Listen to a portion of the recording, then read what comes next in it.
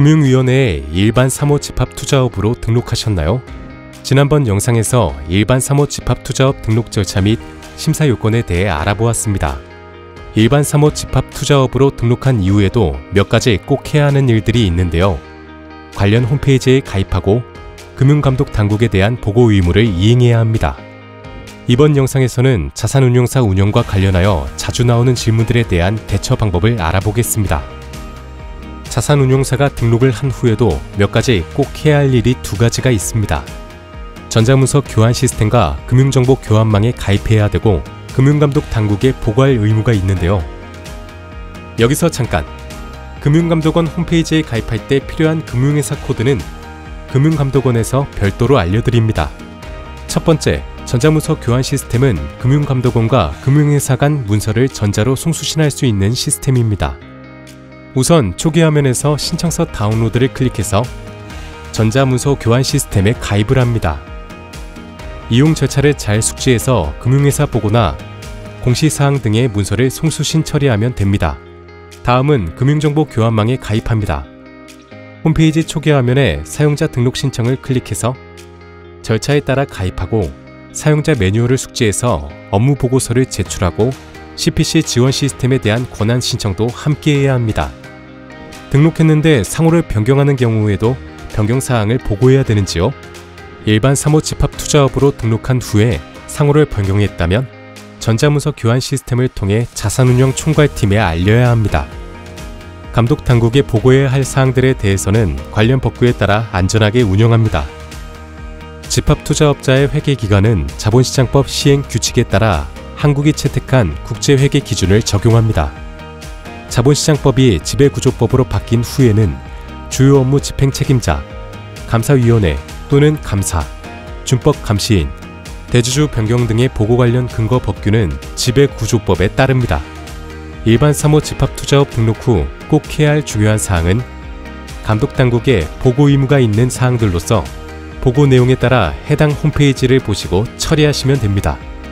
경영 및 영업 활동에 따라서 공시사항이 발생할 경우에 인터넷 홈페이지를 이용하여 공시하고 전자문서 교환 시스템을 통해 금융감독원에 보고해야 합니다. 일반 사모집합투자기구 관련해서 설립부터 해지 또는 특정한 사유가 발생했을 때도 보고해야 하고 정기보고서도 함께 금융정보 교환망을 통해 제출해야 합니다. 법규를 잘 몰라서 자칫 등록 후 해야 할 일을 놓치는 경우가 있습니다. 하나하나 구체적으로 친절하게 서울국제금융오피스가 안내해드립니다. 일반 사모집합투자업 등록 전 자산운용이라는 표현을 상호에 포함시킬 수 있나요? 집합투자업자가 아닌 경우 그 상호 중에 집합투자, 투자신탁 또는 자산운용이라는 문자 또는 특수문자 등을 사용할 수 없습니다. 또한 일반 사모집합투자업을 하기 위해 회사를 신설하는 것처럼 기존 금융회사가 아닌 경우 등록 신청을 할 때 특히 유의해야 합니다. 일반 사모집합투자업 등록 전에 사용한 자산운용이라는 상호가 포함되지 않도록 해야 합니다. 일반 사모집합투자업 등록 신청이 가능한 주체는 상법에 따라 주식회사가 등록할 수 있는데 이외에 일반 사모집합투자업으로 신설된 회사이거나 법인격 요건상, 상법상 주식회사가 아닌 형태의 회사처럼 일반 사모집합투자업 등록 요건을 충족하기 어려운 경우는 등록 가능 여부를 반드시 확인해야 합니다. 일반 사모집합투자업 등록을 위한 요건의 주요 내용은 보다 안전한 사업 운영을 위해 모든 것은 관계법규에 따릅니다. 자본시장법의 규정에 따라 일반 사모집합투자업에 대한 등록 요건은 자기자본 10억, 투자운영 전문 인력과 사무공간, 전산설비 같은 물적 설비, 임원, 대주주, 건전한 재무상태와 사회적 신용 이해상충 방지체계 등에 관한 요건이 충족되어야 합니다. 여기서 잠깐! 유의사항을 기억하세요. 집합투자업 공모인간을 받을 때 요건과 일반 사모집합투자업 등록할 때 요건은 차이가 있다는 점에 유의해야 합니다. 예를 들면 일반 사모집합투자업은 집합투자업 인허가 신청할 때 필요한 사업계획은 제출하지 않아도 됩니다. 일반 사모집합투자업 등록을 위한 심사기한은 신청 서류를 검토해서 2개월 이내에 등록 여부를 결정하고 등록 신청서에 부족한 점이 있는 경우 보완을 요구할 수 있습니다. 사무공간을 마련할 때 특별히 고려해야 할 사항이 있나요?